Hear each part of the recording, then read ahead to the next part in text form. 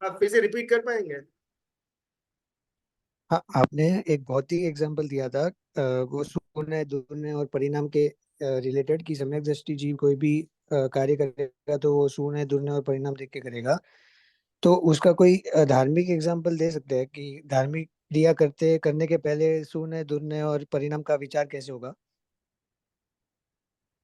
परिणाम का विचार, ओके ठीक है। वो सम्यक लगा ना, वो अपन लेते हैं आज, एंडिंग में लेते हैं। पहले एक आज का थोड़ा अपन स्वाध्याय में आगे बढ़ते हैं। आप एक बार याद जी दिलाना। जी जी।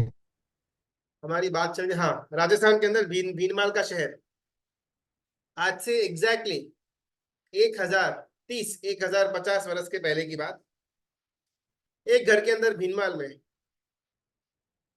एक घर के अंदर एक सासू माँ अपनी बहू को कह रही है कि बहुत दिनों से थकी थकी हुई लग रही है, आंखें एकदम लाल लाल होती है, कुछ काम के अंदर एनर्जी नहीं दिखती है, कुछ प्रॉब्लम है शरीर के अंदर, क्या कोई रोग प्रसरा हुआ है? और बहू पहले तो आनाकानी करती है, कोई रिप्लाई नहीं देती, लेकिन फिर जब सासू माँ ने दो चार बार रिपीटेडली पूछने का प्रयत्न किया, तब बहू ने बोला कि हाँ, आपका बेटा जो है, मेरे हस्बैंड जो है, पिछले कई हफ्तों से रोज रात को 12 1 2 बजे घर में आते हैं, नशे की हालत में आते हैं। उनको खाना खिलाना, उनको ठीक करना और उनको सुलाना, इसके अंदर मेरी नींद बिगड़ जाती है और मुझे पूरा दिन एनर्जी लेस जाता है।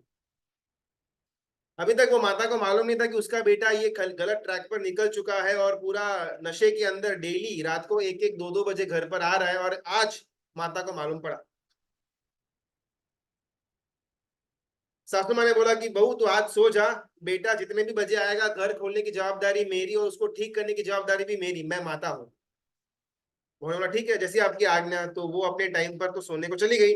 अभी रात को 12 12:30 1 1 1 1 बजे, अभी तक बेटे का कोई नामो निशान नहीं। अचानक 1:30 बजे टक टक टक आवाज आती है दरवाजे के ऊपर, और अंदर से माता पूछती है कौन है।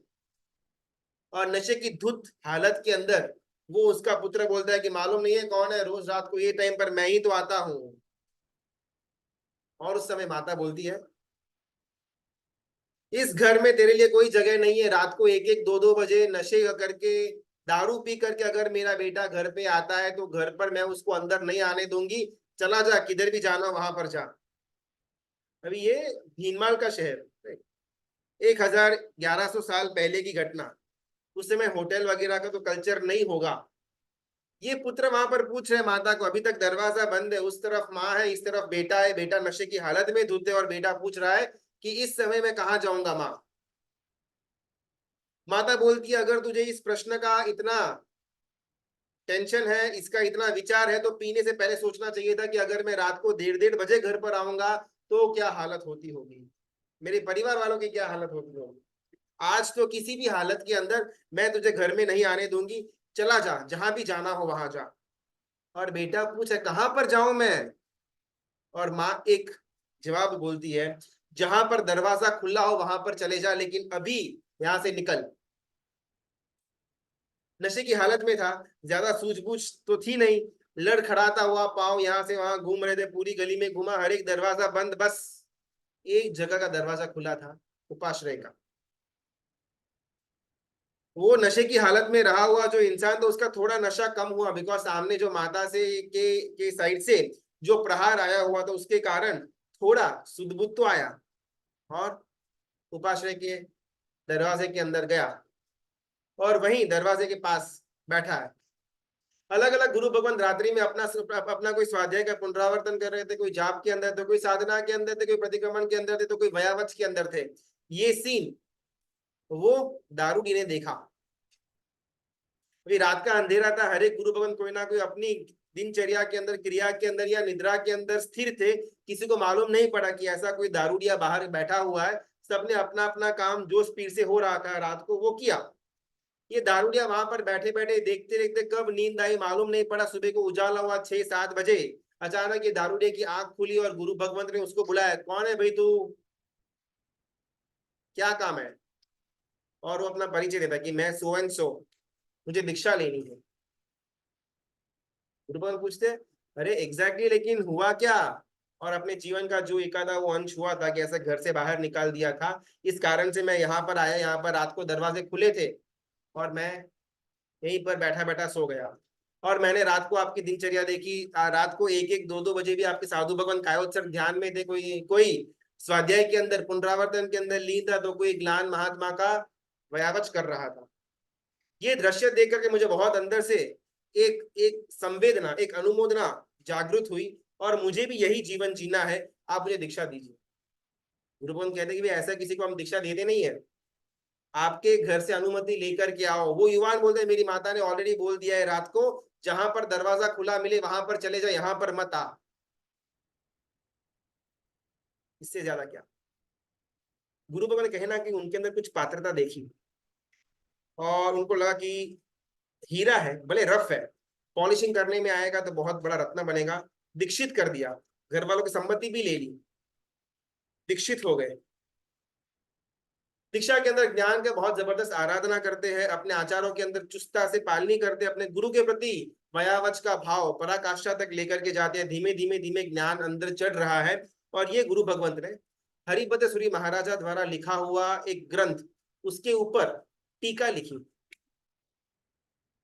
टीका यानी कि कमेंट्री, उसका विवेचन लिखा, और इतना जबरदस्त विवेचन लिखा हुआ था कि उनको लगा कि भाई मैंने बहुत सुंदर एक एक ग्रंथ की रचना की हुई है। उसकी एक ड्राफ्ट कॉपी अपने गुरु भगवान के पास लेकर के जाते हैं कि देखिए मैंने ऐसा लिखा हुआ है, और ये लिख करके गुरु भगवान ने उसको फाड़ दिया।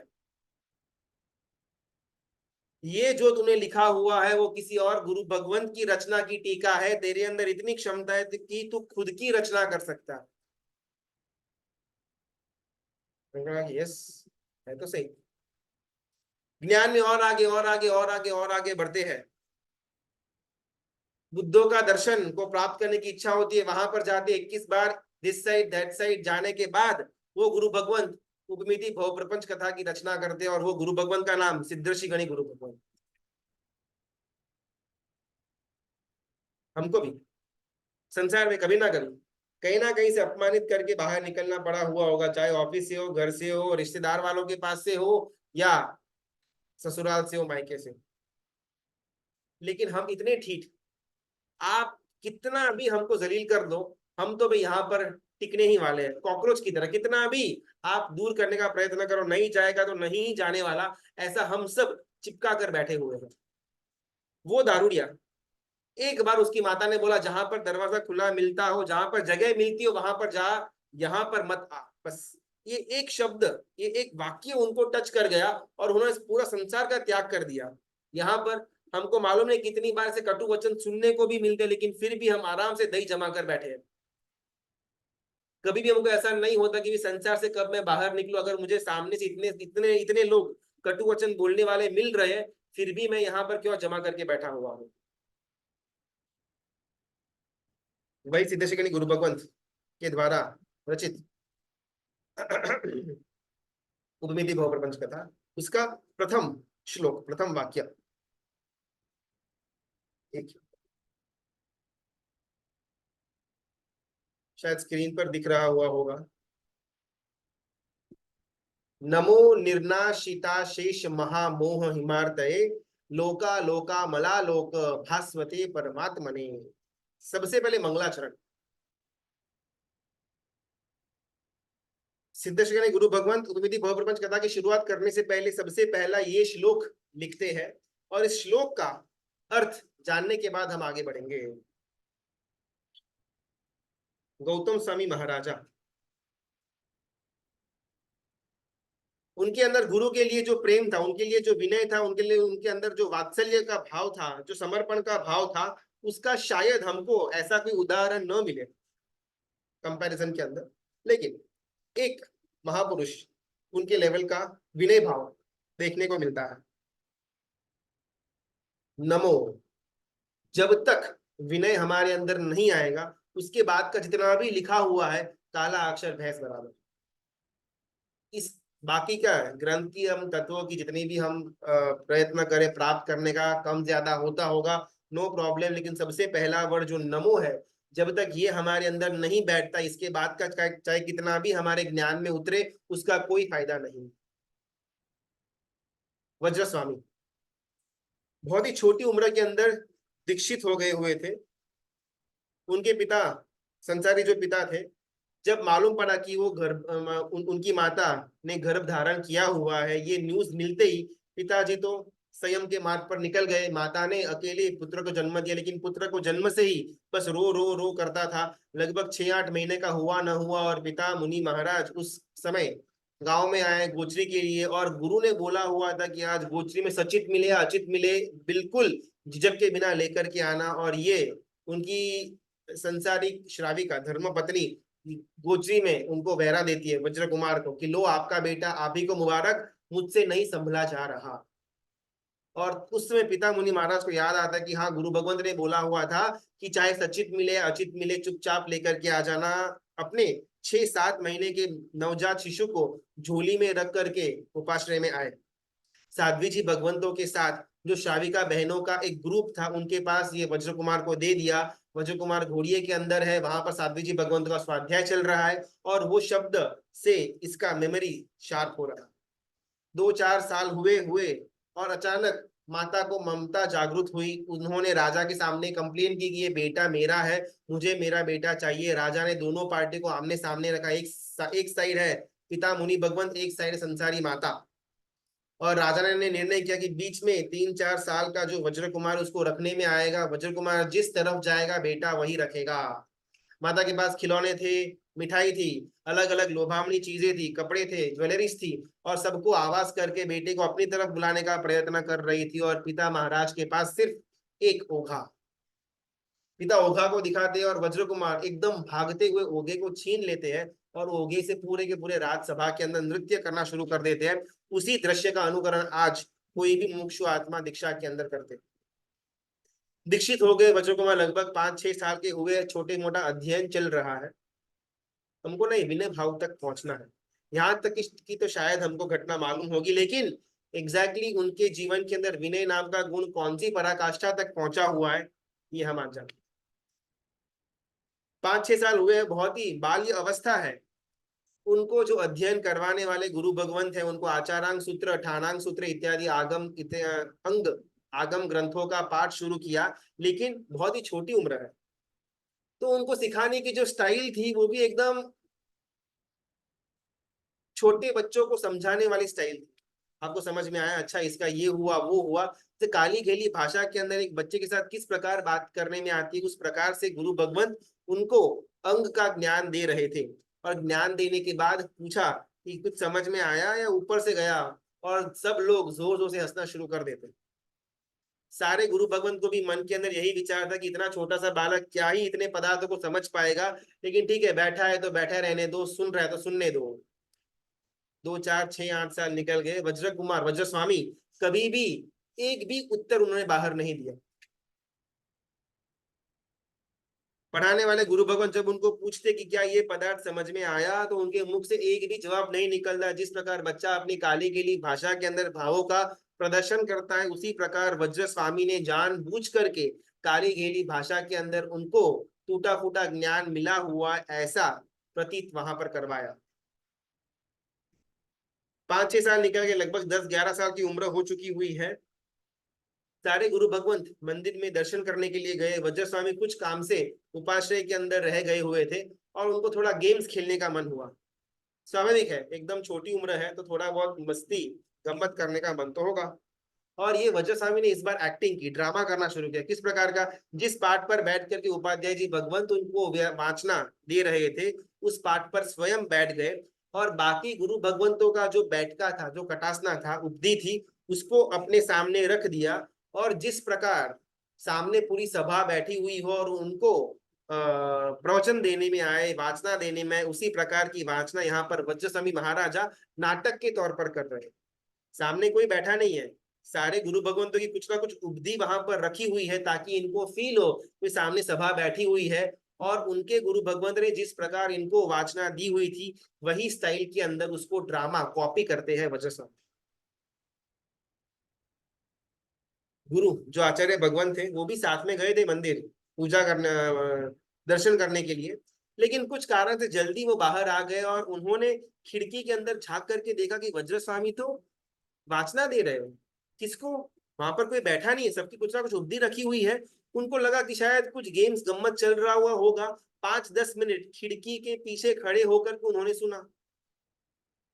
जो पदार्थ उनको नहीं सिखाने में आए थे, वो पदार्थ का भी ज्ञान वज्रस्वामी के पास था, सिर्फ 10-11 साल की उम्र के अंदर। जो कठिन ग्रंथों का अध्ययन शायद आचार्य भगवान खुद भी नहीं करवाते थे, उतने कठिन ग्रंथों को बहुत ही सरल भाषा के अंदर काल्पनिक ऑडियंस के सामने वज्रस्वामी वाचना देते थे। 15 मिनट, 20 मिनट, आधा घंटा हुआ, आचार्य भगवंत को जो सुन रहे हैं उस पर बिलीफ नहीं हो रहा।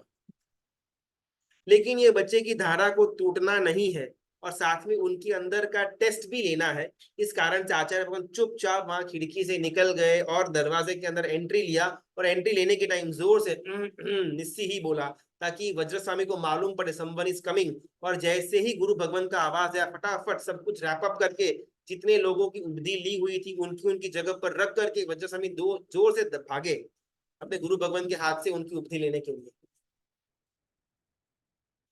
और गुरु ने पूछा क्या चल रहा।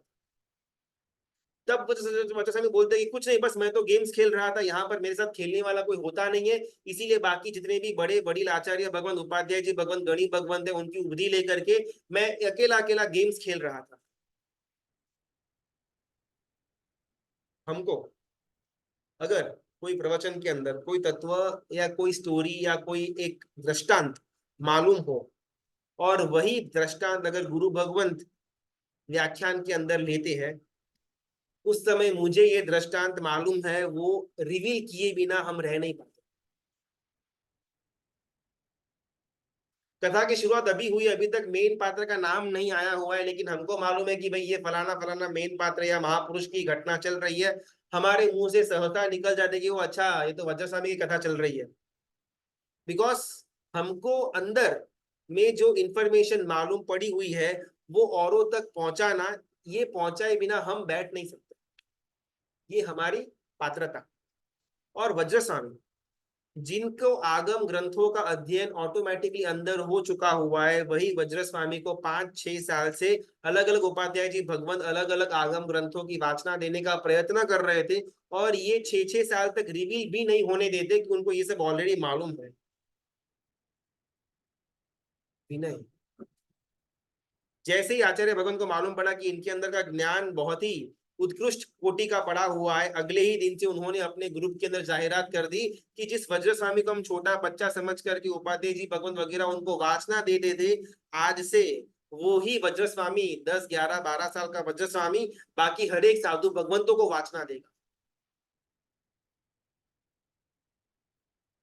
नहीं, जिन शासन की शुरुआत नमो से होती है और जिन शासन का अंत अहम पर आ जाता है, जब जब हमारे अंदर अहम जागृत हुआ, उस समय हम जिन शासन से बाहर आ गए। चाहे मुझे ज्ञान का अहम हुआ, मेरी मान्यता का अहम हुआ, मेरी दृष्टिकोण का अहम हुआ, मुझे पैसों का अहम हुआ, मुझे मेरे गुरु का अहम हुआ, मुझे मेरे अंदर की टैलेंट का अहम हुआ, जिस समय मुझे अहम मिला उस समय मैं शासन से बाहर। नमो, जब तक ये नमो हमारे अंदर विकस्वर नहीं होता, हमारे हर एक विचारधाराओं के अंदर, कार्यों के अंदर, निश्चय के अंदर, व्यवहार के अंदर, जब तक ये नमो रिफ्लेक्ट नहीं होता, तब तक हम परमात्मा के शासन से बाहर। वज्र स्वामी का विनय गौतम स्वामी की गुरु थी। गौतम स्वामी 14 पूर्वधर तो तो थे ही, बिकॉज उन्होंने अंक की रचना करी हुई है। शुद्ध केवली थे, जितना भी शुद्ध ज्ञान था ऑलरेडी उनको शुद्ध ज्ञान मालूम ही था। परमात्मा, वीर प्रभु जितने भी वाणी बाहर बोलते थे वो सब कुछ शुद्ध ज्ञान था। हमने ये गोविंदी बहुप्रपंच कथा के अंदर 5 ज्ञान के बारे में जाना हुआ था, जिसमें से सिर्फ एक ऐसा शुद्ध ज्ञान है जो बोल सकता है, बाकी चारों के 4 ज्ञान गूंगे हैं। मति ज्ञान अगर मुझे है तो मैं मेरे मति ज्ञान का एक एक संवेदना कर पाऊंगा, उसको अनुभूति के अंदर ले पाऊंगा, लेकिन मेरा मति ज्ञान मैं आप तक नहीं पहुंचा सकता। अगर पहुंचाना है तो शुद्ध ज्ञान में कन्वर्ट करके पहुंचाना पड़ेगा। अगर मुझे केवल ज्ञान मिला हुआ है तो केवल ज्ञान से जो भी मैं अनुभूत कर रहा हूँ, जो भी मैं देख रहा हूँ, समझ रहा हूँ, वो सिर्फ मैं मेरे तक सीमित रख सकता हूँ। अगर उसको आप तक पहुंचाना है तो शुद्ध ज्ञान के अंदर कन्वर्ट करना पड़ेगा। सेम चीज अवधि और मन पर्यवय के अंदर भी 4 ज्ञान मूंगे है, गूंगे है, बोल नहीं सकते हैं। एक ही ज्ञान है जो बोल सकता है, वो शुद्ध ज्ञान। परमात्मा वीर प्रभु जितना भी देशना के माध्यम से या प्रश्नों के उत्तर के माध्यम से या उनके गंधर्व भगवंतों को वाचना के माध्यम से जितना भी शुद्ध ज्ञान बाहर देते थे, वो ऑलरेडी गौतम स्वामी को मालूम ही था, शुद्ध केवली थे। लेकिन फिर भी एक एक तत्व जब परमात्मा वीर प्रभु के मुख से बाहर निकलता था, उस समय गौतम स्वामी महाराजा के मन के अंदर ओ हो, परम तत्व। और हमारी कंडीशन कैसी? सामने गुरु भगवान बैठे हुए, अगर उन्होंने कोई फेमस एग्जांपल लिया हुआ है और हमको मालूम पड़ा और सीधा हम बोल उठे, अरे ये तो उनका है, सी मुझे मालूम है। ये हमारा ज्ञान का अहम हुआ। जब जब हमारे अंदर अहम पैदा हुआ, फिर चाहे पैसे का हो, ज्ञान का हो, तपश्चर्या का हो, विद्वत्ता का हो, टैलेंट का हो, मान्यता का हो, अगर मेरे अंदर अहम उत्पन्न हुआ जितनी भी मात्रा में, वो शासन से बाहर करने की सक्षमता रखता है। जितना मेरे अंदर नमो का भाव आया, उतना मैं शासन के अंदर। कहा ये महापुरुष गुरु गौतम स्वामी शुद्ध केवली थे, 50,000 केवली शिष्यों के गुरु थे। और इनके गुरु भगवंत यानी कि तीर्थंकर परमात्मा वीर प्रभु केवल 14,000 शिष्यों के गुरु और सिर्फ 700 शिष्यों उनके केवल ज्ञानी। कहाँ वीर प्रभु की परंपरा शिष्यों की, कहाँ गौतम स्वामी की परंपरा। 14,000 शिष्य, 50,000 शिष्य, 700 केवली, 50,000 केवली। फिर भी 50,000 केवली गुरु भगवंतों का गुरु होने के बावजूद भी जब मेरे गुरु अपने मुख से एकदम सामान्य तत्व भी बोलते हो, ओहो क्या बात। ये है गौतम स्वामी की गुरु भक्ति। जब तक ये नमो नाम का शब्द हम आत्मसात नहीं करेंगे, इसके बाद चाहे कितना भी लिखा हुआ हो, हमारे लिए काला अक्षर भैंस बना। नमो निर्नाशिता शेष महामोह हिमार्तये। एंटार्क्टिका की ठंडी चल रही है, एकदम जबरदस्त विंटर का सीजन वहां पर पड़ा हुआ है। अलग अलग प्राणी ठंडी से थरहर हो रहे हैं, रात्रि का समय चल रहा है, सूर्य की एक भी किरण नहीं है, ठंडा पवन जोर पकड़ा हुआ है, स्नोफॉल चालू है। और एक छोटा सा हिरण का बच्चा, डियर का बच्चा वहां पर ठंडी के अंदर कांप रहा है। न उसके पास कंबल है, न हीटर है, न प्रोटेक्शन करने के लिए जाड़ा कोई फर है, बस जंगल है, स्नो है, ठंडा पवन है। वो डियर का बच्चा जिस हालत में होगा, और समझो आधा घंटा, 1 घंटा, 2 घंटा गए, ऑलमोस्ट वो ठंडी से मरने वाला था डियर का बच्चा, और एकदम से सूर्य की किरण, सुबह होती है, धीमे धीमे धीमे किरण अपना तेज पकड़ता है, ठंडी जो हवा थी वो मंद पड़ जाती है, और इसके शरीर जो कंप्लीटली बर्फ से ढक गया हुआ था हिरण के बच्चे का, शरीर के अंदर थोड़ी थोड़ी चेतना आनी शुरू हो जाती है। सूर्य और आगे बढ़ता है, तापमान बढ़ता है, और इसके अंदर जो एक्टिविटी बंद पड़ चुकी हुई थी हिरण की, अभी कंप्लीटली वापस तेज आ जाता है। एग्जैक्टली यही घटना हमारे साथ हो रही है। हिरण का बच्चा, उसके स्थान पर हम हैं। जो शीत पवन, जो स्नो, जो कड़कड़ती ठंडी है, उसके स्थान पर संसार है, और जो सूर्य है उसके स्थान पर परमात्मा के वचन है। संसार रूपी सूर्य तो फिर भी एक बार उदय होकर के अस्त हो जाएगा, लेकिन परमात्मा के वचन, परमात्मा का शासन अगर एक बार हमारे अंदर अंदर प्रदीप्त हो गया, फिर भवो भव तक वो हमारे साथ रहने की सक्षमता रखता है। संसार से हमको परेशान करने वाले जितने भी मोह, राग, द्वेष, माया, क्रोध, मान, माया, लोभ, जितने भी कषाय 18 पापस्थाना के, ये हर एक दोषों को दूर करने के लिए एक सूर्य, परमात्मा का वचन, शासन, उसके अंदर शक्ति है कि हर एक दोषों का उन्मूलन कर सकता है। शर्त इतनी, वो सूर्य की गर्मी को हमारे अंदर लेने की हमारे पास कला होनी चाहिए। शर्त इतनी कि परमात्मा का प्रवचन, परमात्मा का वचन, वाणी, उनका शासन हमारे अंदर लेने की हमारे अंदर पात्रता होनी चाहिए। निर्नाशिता शेष महामोह हिमार्तये। जिस प्रकार मोह रूपी हिम यानी कि बर्फ की पीड़ा से जो जीव कंटाल चुका हुआ है, ऐसे जीव को निर्मल प्रकाश, सूर्य समान प्रकाश देने वाले परमात्मा को मैं नमस्कार करता हूँ। लोका लोका मला लोक भास्वते परमात्मने। जैसे जैसे व्यक्ति के जीवन के अंदर ना ज्ञान बढ़ता जाता है, तो थोड़ी प्रॉब्लम्स आनी शुरू हो जाती है। फॉर एग्जाम्पल हम ये स्वाध्याय ले रहे हैं तो स्टेप बाय स्टेप कैसे हमारा ऊर्ध्वगमन या अधोगमन होता है उसको अपन देखने का प्रयत्न करें। सबसे पहला रिक्वायरमेंट यहाँ पर सिद्धेश्वरी गुरु भगवान देते हैं कि अपने दिमाग को प्रेजेंट में रखना। बहुत बार हम बैठे तो यहाँ पर है लेकिन हमारा दिमाग एब्सेंट है। स्टार्टिंग के 5 मिनट, एंडिंग के 5 मिनट, 20 की 50 मिनट एब्सेंट। ऑफिस में क्या काम हुआ, घर के अंदर क्या काम हुआ, कल मेरा क्या प्लानिंग है, कल मुझे किसके पास से पैसे लेने हैं देने हैं, बस इसी के अंदर मेरा मन 40 to 50 मिनट्स रत रहता है, लेकिन शरीर यहाँ पर है। अगर मेरा मन प्रेजेंट नहीं है, लोका लोका मला लोक भास्वते परमात्मने मेरे लिए पॉसिबल नहीं है। सबसे पहली रिक्वायरमेंट कंडीशन कि स्वाध्याय जब भी हमारा हो रहा है, कोई भी धर्म की क्रिया हो रही है, मेरा मन प्रेजेंट होना चाहिए। दूसरा, मन प्रेजेंट है लेकिन फिर भी यहां से सुनते यहां से निकाल देते, यहां पर रखते कुछ है ही नहीं, नो सीपीयू, इनपुट आउटपुट, अंदर कुछ बचता ही नहीं। कितनी बार हमने तत्वों को पढ़ा हुआ है, कितने तत्वों को हमने यहाँ पर स्वाध्याय के अंदर लिया है, पुनरावर्तन किया हुआ है, लेकिन अगर आज भी उपमिति भव प्रपंच कथा के लगभग 50-60 हमने सेशन की, उसमें से कोई प्रश्न पूछने में आए तो नो आइडिया,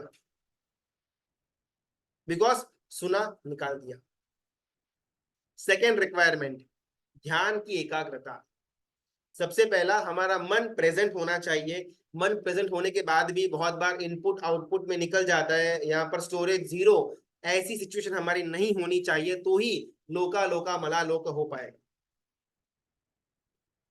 तीसरी, हमने जो ज्ञान यहाँ पर स्टोर किया वो आत्मा की परिणति बने। सिर्फ इंफॉर्मेशन के माध्यम तक हम नहीं, लेकिन हम संवेदना में उस पदार्थ को, उस तत्व को, सिद्धेश्वरी गुरु भगवान के द्वारा दिए हुए वचनों को हम आत्मा की परिणति तक पहुंचाए। तीसरी रिक्वायरमेंट। चौथी, हमारी आत्मा की जो परिणति बनी हुई है वो व्यवहार के अंदर छलक आए। ऐसा करना तो नहीं चाहिए लेकिन फिर भी हम करते हैं, बस यहाँ पर हमारा ब्रेक पॉइंट आ जाता है। आत्मा की परिणति तो शुद्ध हो गई, ये चीज करने जैसी नहीं है। इतना ज्ञान, संवेदना, इतना अलर्टनेस हमारे अंदर पड़ा हुआ है, लेकिन फिर भी हम करते हैं। ये पॉइंट को क्रॉस करना है, इस बैरियर को तोड़ना है। जो आत्मा की परिणति है वो व्यवहार में छलक आए। चौथा पॉइंट। पांचवा, व्यवहार के अंदर जो हमारा परिवर्तन आया हुआ है वो जीवन के अंतिम श्वास तक रहे।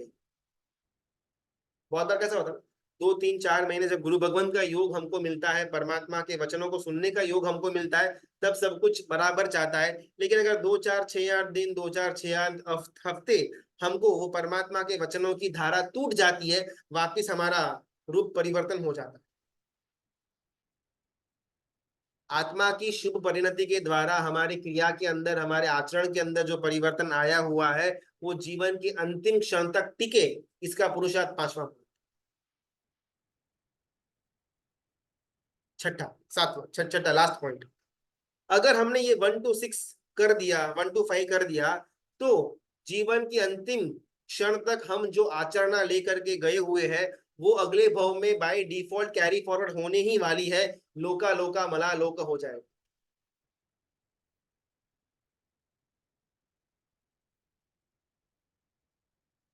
मन का प्रेजेंस, सुना हुआ निकला हुआ ऐसा नहीं चलेगा। ये सिद्धेश्वरी गुरु भगवान खुद इसकी प्रस्तावना में ये पॉइंट रखते हैं कि आगे जो ग्रंथ आप स्वाध्याय करने के लिए बैठोगे, इसमें मेरा कोई रचना का या मेरा कोई पदार्थ नहीं है। जो पदार्थ मुझे गुरुगम से, हरिभद्र सूरी महाराजा या अलग अलग आगम ग्रंथों से मिला हुआ है, उसका बस मैंने कंपाइलेशन किया हुआ है, इसमें मेरा कोई एफर्ट नहीं है। लेकिन फिर भी जब भी ये ग्रंथ का स्वाध्याय करने के लिए बैठे तो ये 6 पॉइंट्स की आवश्यकता रहती है, तो ही पहली गाथा के अंदर लिखा हुआ हमारे लिए सार्थक हो पाएगा।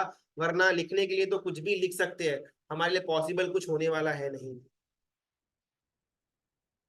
इस लोक, अलोक, परलोक के अंदर भी परमात्मा का, भास्वते परमात्मने, परमात्मा की वाणी का जो प्रकाश है, अगर वो हमको चाहिए तो ये 6 पॉइंट आवश्यक बन जाएंगे।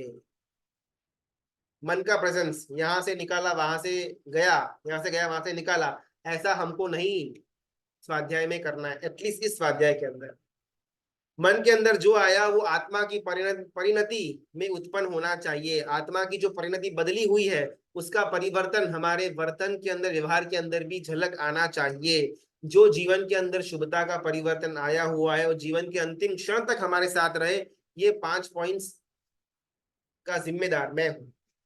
छठा पॉइंट वो एडेड एडवांटेज है, उसके लिए मुझे कोई पुरुषार्थ नहीं करना पड़ेगा, लेकिन अगर 1 to 5 किया हुआ है तो छठा बाई डिफॉल्ट हो जाएगा कि मुझे मिला हुआ शुभ परिणति अगले भव में गारंटी के साथ ट्रांसफर होने वाली है। जो परमात्मा के वचन मुझे मिले हुए हैं, जो भास्वते परमात्मा ने मुझे हुआ है, वो अगले भव लोकालोक इहलोक परलोक तक मैं लेकर के जा सकता हूं, अगर 1 to 5 मैंने किया हुआ हो। नमो निर्नाशिता शेष महामोह हिमार्तय लोका लोका मला लोक भास्वते परमात्मने। मंगलाचरण से सिद्धेश्वरी गुरु भगवंत इस ग्रंथ, इस महान ग्रंथ की शुरुआत करते हैं। इस ग्रंथ के अंदर उपमा उपमेय और हेतु के द्वारा संसार के जो अंतरंग पात्र है उनको बहिरंग लेकर के आने का प्रयत्न सिद्धेश्वरी गुरु भगवंत करते हैं। हमारे अंदर जितने भी दोष पड़े हुए हैं उन दोषों को बाहर पात्र के रूप में लेकर के आए, ताकि उनका हमारे ऊपर का इफेक्ट हम समझ पाए और उनसे हमारा रिश्ता कैसे कट करना वो भी हम समझ पाए। इसको उपमा उपमेय और हेतु कहा जाता है।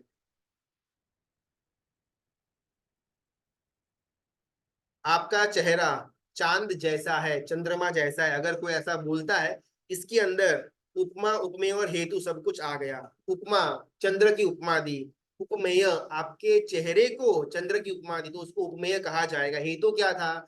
जिस प्रकार चंद्र को देख करके आनंद मिलता है, शीतलता मिलती है, खुशी होती है, एक शांति का अनुभव होता है, एटसेट्रा, ये सब चीजें मुझे आपका चेहरा देख करके भी होती है, ये हुआ हेतु। लेकिन इसको अपन लिटरल सेंस में नहीं ले पाएंगे। चंद्रमा के अंदर बहुत सारे दाग है, तो अगर मैंने आपका चेहरा चंद्रमा के साथ कंपेयर किया तो इसका मतलब ये नहीं कि भी आपके चेहरे के ऊपर भी दाग पड़े हुए हैं। लिटरल सेंस में हमको इसको नहीं लेना है, लेकिन जो हेतु सिद्धेश्वरी गुरु भगवंत बांधने का प्रयत्न करेंगे आगे की कथाओं के अंदर, उस हेतु को पकड़ करके उपमा और उपमेय के अंदर संबंध को फिट करना है। इसको कहा जाता है उपमिति। उपमा उपमेय के द्वारा जो हेतु का ट्रांसफर करने में आए उसको संस्कृत के अंदर उपमिति कहा जाता है। किसकी उपमिति? भव प्रपंच कथा। भव जो संसार की मोह माया की कर्म सत्ता की जो प्रपंच है, उसकी जो चाल है, उसका जो ड्रामा है, हमको घूमने फिराने के लिए उसने जितने भी पैतरे रचे हुए हैं उसको उपमा उपमेय के द्वारा हमको कथा के स्वरूप में बताने का प्रयत्न सिद्धर्षि गुरु भगवंत इस ग्रंथ के अंदर करने वाले हैं।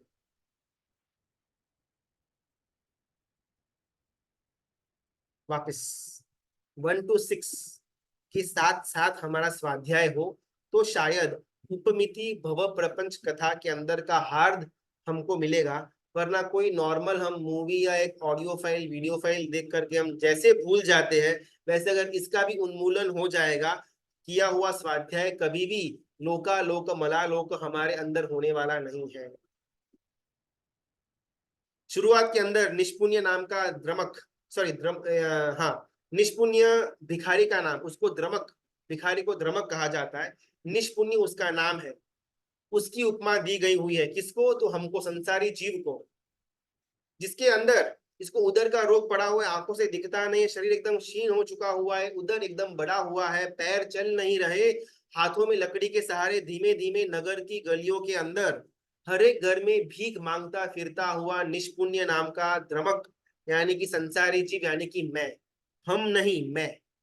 इसको फर्स्ट पर्सन के पॉइंट ऑफ व्यू से हमको देखना है, बिकॉज जब तक वो समष्टिगत होता है वो व्यक्तिगत के ऊपर लागू नहीं होता। जब व्यक्तिगत एंगल को लेकर के आएंगे तभी व्यक्तिगत लागू होगा। संघ किसका? हमारा।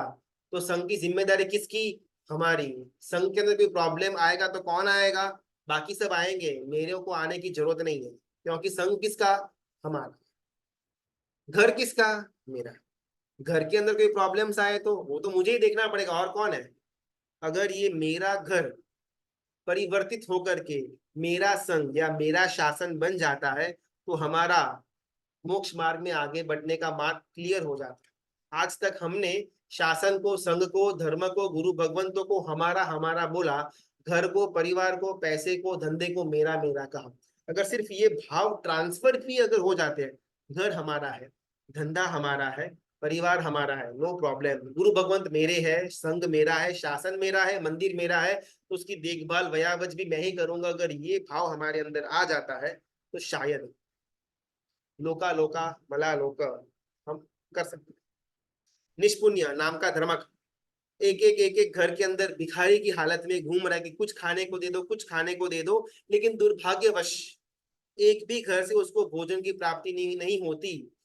20, 25, 30, 40 घरों के अंदर घूम करके आ गया, कहीं से कुछ भी नहीं मिला। आखिरकार कोई एक घर के अंदर मालिक ने कुत्ते को खाना दिया हुआ था, कुत्ता का पेट भरा हुआ था, कुत्ते ने खाना आधा जूठा छोड़ दिया। उसकी जो डॉग की प्लेट होती है उसमें आधा बासी कुत्ते का ऐठा जूठा पड़ा हुआ खाना था। और वो घर के मालिक को लगा कि भाई ये नाली में गटर में डाल दूं, इससे तो अच्छा है कि वो भिखारी को दे दूं।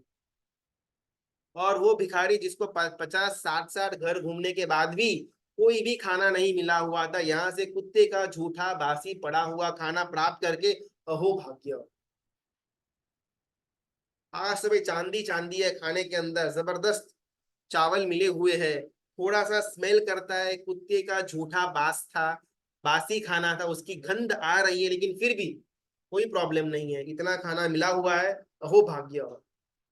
संसारी जीव अनंत भव भ्रमणा करने के बाद 84 लाख योनि में घूमने के बाद कर्म सत्ता छोटा छोटा इंस्टॉलमेंट के अंदर उसको इंद्रिय देती है, मन देती है, सुख देती है, और उसको प्राप्त करके वाह वाह वाह मेरा पुण्य का उदय है।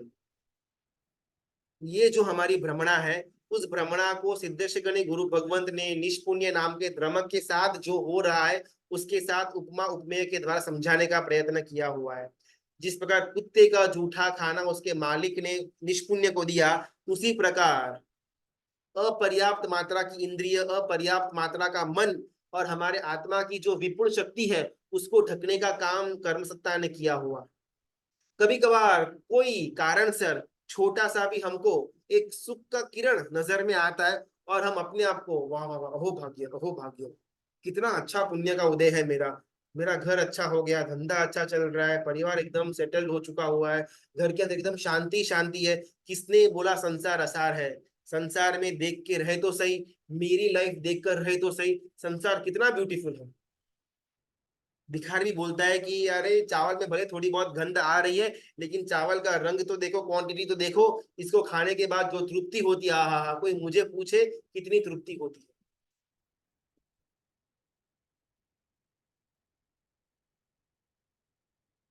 तो ये झूठा खाना खाने के द्वारा शरीर के अंदर ऑलरेडी जो रोग बढ़ रहे थे, पल रहे थे, वो रोगों में और ज्यादा बढ़ोतरी होती है। जो उदर का रोग था, जो नेत्र का रोग था, जो बोन्स का रोग था, जो चमड़ी का रोग था, जो लेप्रेसी का रोग था, जो स्किन डिसीज का रोग था, वो सारे के सारे रोगों के अंदर बढ़ोतरी आती है, बिकॉज ये कुत्ते का जूठा बासी खाना खाया और रोग बढ़े। और वो निष्पुण्य को लगता है कि भाई इससे तो मेरा पेट भर रहा है। संसार के अंदर रहा हुआ संसारी जीव संसार के द्वारा कर्म सत्ता के द्वारा फेंके हुए जूठे खाने को खाने के बाद लगता है कि भाई मैं सबसे खुश, आनंद, सुखी आदमी। संसार के द्वारा दिया हुआ सुख की भ्रमणा के कारण से सिर्फ और सिर्फ हमारे अंदर के रोग, क्रोध मान माया राग द्वेष लोभ इत्यादि रोगों की ही बढ़ोतरी होती है, कभी भी हमको हमारे स्वभाव की प्राप्ति नहीं होती। जिस प्रकार निष्पुण्य को भी वो मालूम नहीं था, हमको भी मालूम नहीं है।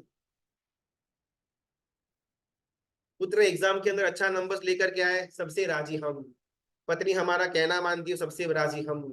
धंधे के अंदर अच्छा सीजन के अंदर हमने प्रॉफिट कमाया हुआ, वो सबसे राजी हम। एक हम संसार के अंदर हमको लगता है कि भाई मेरा पुत्र मुझे सुख दे रहा है, या फिर मेरा पुत्र से मैं दुखी हूँ, मेरी पत्नी से मैं दुखी हूँ, मेरे पति से मैं दुखी हूँ, मेरे घर वालों से मैं दुखी हूँ, मेरे धंधे के पार्टनर से मैं दुखी हूँ, मेरे मित्र से मैं दुखी हूँ। लेकिन इन सब के अंदर हम एक्चुअल में दुखी नहीं हैं। मैं पुत्र से दुखी नहीं हूँ, मेरे पुत्र से दुखी हूँ। मैं पत्नी से दुखी नहीं हूँ, मेरी पत्नी से दुखी हूँ। मैं धंधे से दुखी नहीं, मैं मेरे धंधे से दुखी हूँ। मैं घर वालों से दुखी नहीं, मैं मेरे घर वालों से दुखी हूँ। जब तक ये मेरे पने का भाव रहेगा वो हमको दुख ही देने वाला है। जब तक कुत्ते का जूठा खाना हमने खाया हुआ है तब तक अंदर में रोग ही बढ़ाने वाला है। खाने के अंदर की जूठन इज इक्वल टू संसार के अंदर का मेरापना, मोह का भाव।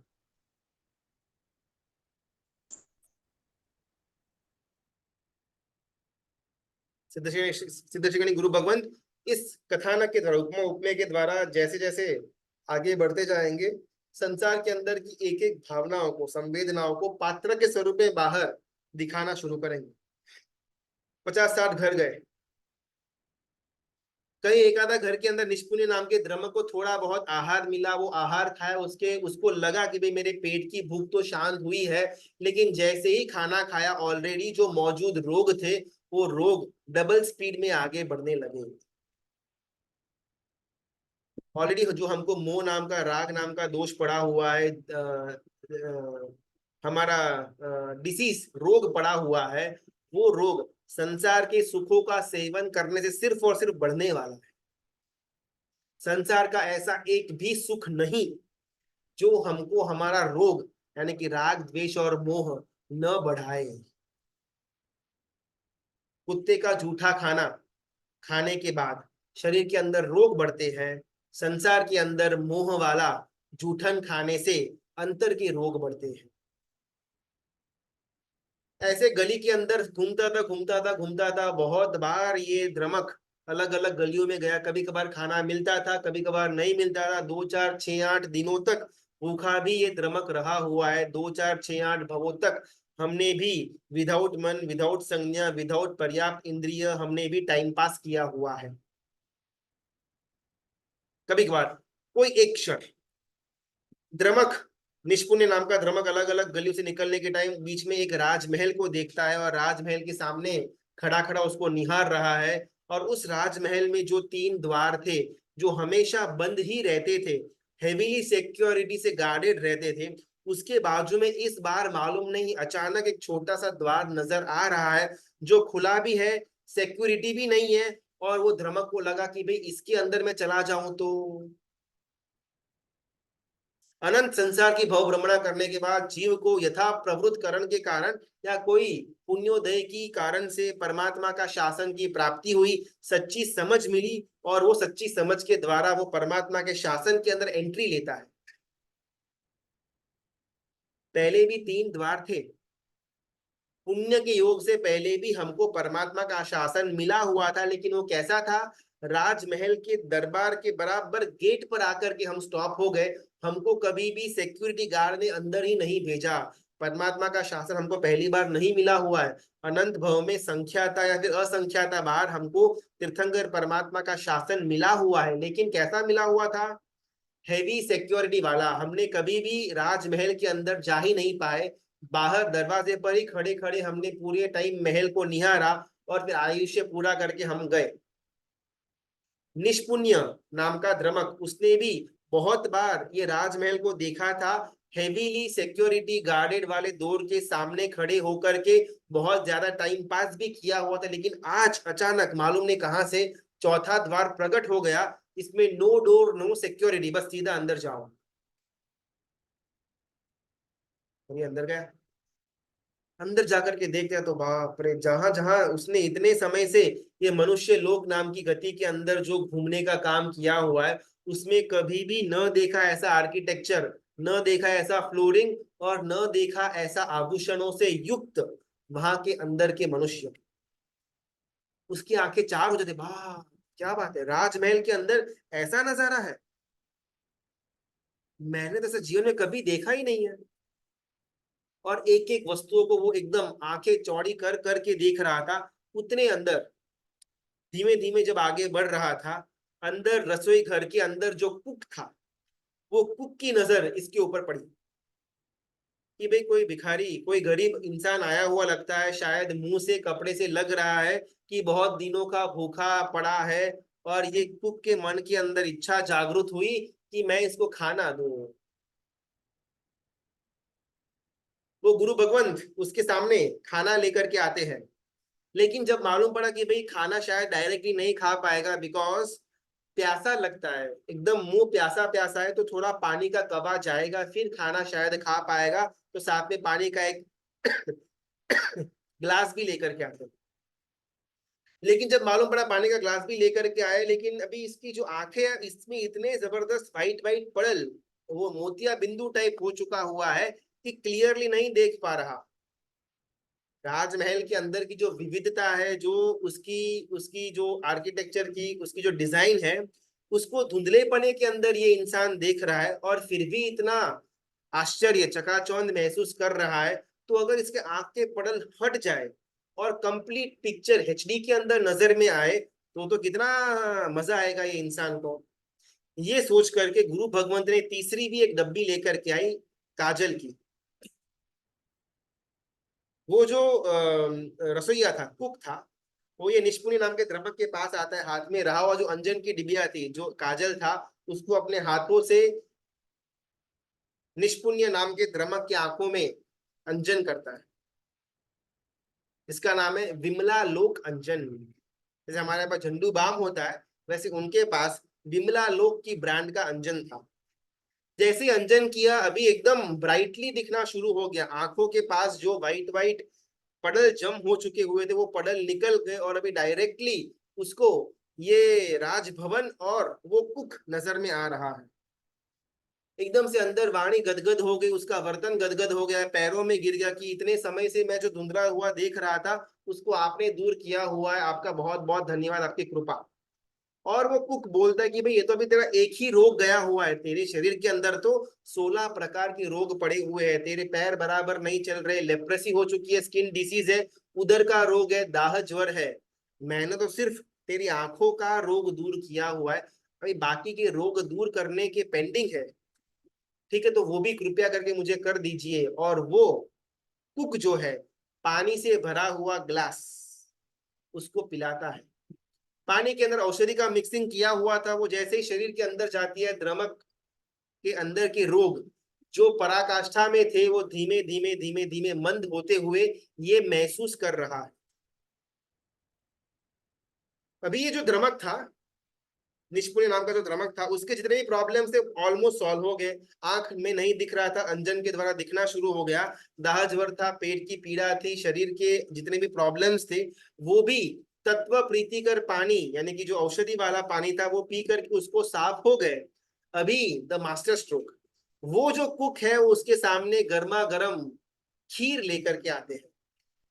और ये जो निष्पुण्य नाम का द्रमक है वो बोलता है कि खीर तो मैं नहीं खाऊंगा भाई, मुझे प्रॉब्लम ही नहीं है ना। मुझे देखो आंख का प्रॉब्लम था वो आपने सॉल्व कर दिया, बॉडी का प्रॉब्लम था वो आपने सॉल्व कर दिया, अब ये खीर से ऐसा तो क्या हो जाने वाला है, आई डोंट अंडरस्टैंड। वो कुक बोलता है कि भाई ये खीर के अंदर बहुत ही विशिष्ट गुण पड़े हुए, जिस कारण से तुझे भूख भी नहीं लगेगी और आगे जाकर के रोग फिर से एंट्री भी नहीं लेंगे। मैंने अभी जो की हुई है वो दवाई है, वो कुछ समय तक रहेगी, लेकिन परमानेंटली अगर तुझे उन्मूलन करना है अपनी आंखों के प्रॉब्लम्स का और शरीर के प्रॉब्लम्स का, तो एक खीर खा ले। और वो द्रमक के मन में डाउट आता है, इसकी कोई चाल लगती है, आखिरकार ये मेरे लिए इतना सब कुछ अच्छा क्यों कर रहा है। जरूर कुछ ना कुछ अल्टीरियर मोटिव है वो कुक का। उसने ऐसा कोई तंत्र मंत्र, कोई काला जादू वो खीर के अंदर किया हुआ है जिस कारण से मैं उसके वश में आ जाऊंगा और मैं मेरा स्वतंत्र घुमा बैठूंगा। तो बेटर है कि खीर नहीं खाते। लेकिन डायरेक्टली मना कैसे बोले, सामने उपकारी है, बिकॉज उन्होंने अंजन और तत्व प्रीतिकर पानी पिलाने के द्वारा अंदर के रोगों को उपशांत किया हुआ है। ऐसे उपकारी गुरु के सामने, उपकारी तत्व, उपकारी रसोई कुक के सामने किस प्रकार खीर को खाने से मना बोले। और ये बहानेबाजी शुरू करता है कि नहीं नहीं अभी ना मुझे थोड़ा पेट में हैवी हैवी लग रहा है, शायद खीर खाऊंगा तो पचेगी नहीं, मुझे खीर भाती नहीं है। मैं एक काम करता हूँ, मेरे घर वालों को भी पूछ कर आता हूँ कि अगर उनको भी खीर खाने की रहेगी तो सब साथ में पार्सल लेकर के घर पर जाकर के आराम से बैठ कर खाएंगे। अभी इच्छा नहीं हो रही है, भूख लगेगी तब मैं खीर खाऊंगा। ऐसे बहानेबाजी ये रमक शुरू कर देता है। और जो कुक थे उनको मालूम है कि भाई इनका कैसे रवैया आगे जाने वाला है, और उनको ये भी मालूम है कि ऐसे व्यक्ति को किस प्रकार उसकी भ्रमणा से दूर किया जाता है। और जो तीसरी चीज इसका नाम है परमा अन्न, इसको हम खीर बोलते हैं, उसको खिलाने के द्वारा कुक क्या हासिल करना चाहता है, ये सब बातें कल के क्लास में देखेंगे। विमलालोक अंजन, तत्व प्रीतिकर पानी और परमा अन्न, ये तीन चीजें उपमा हुई। लेकिन उपमेय क्या है और हेतु क्या है, इसको हम कल के स्वाध्याय के क्लास के अंदर जानने का प्रयत्न करेंगे। इसे वो सम्यक त्वकी का प्रश्न पूछा हुआ था, इच्छा अगर फिर से एक बार रिपीट कर पाए तो एग्जैक्टली वो सुनाई नहीं दिया हुआ।